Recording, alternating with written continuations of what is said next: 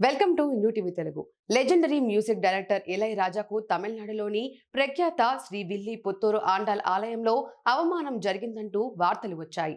ఆండాల్ అమ్మవారిని దర్శించుకునేందుకు ఇళయరాజా గర్భగుడిలోకి వెళుతుండగా అర్చకులు ఆయనను వెళ్లనివ్వలేదని ఆ వార్తల సారాంశం.